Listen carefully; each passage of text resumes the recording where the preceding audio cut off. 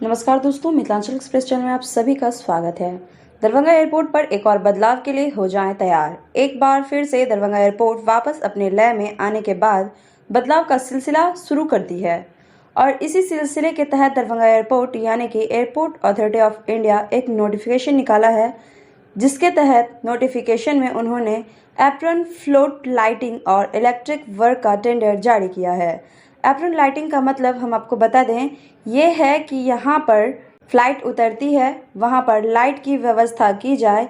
साथ ही हम आपको बता दें कि दरभंगा एयरपोर्ट पर AGL एयरपोर्ट ट्रॉन लाइटिंग लगाने का काम तेज कर दिया गया है। इसके एक सर्किट का काम पूरा हो चुका है और दूसरे सर्किट का काम 1 माह के अंत तक पूरा हो जाने की उम्मीद जताई जा रही है।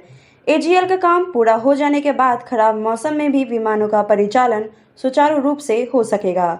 एयरपोर्ट डायरेक्टर मनीष कुमार ने ये कहा है कि AGL लगाने का काम तेजी से किया जा रहा है, जैसे कि ये लाइटिंग सिस्टम पूरी तरह लगकर तैयार हो जाएगा और फ्लाइट को खराब मौसम में भी पायलट इन लाइट के सहारे लैंड कर और टेक ऑफ करा सकेंगे।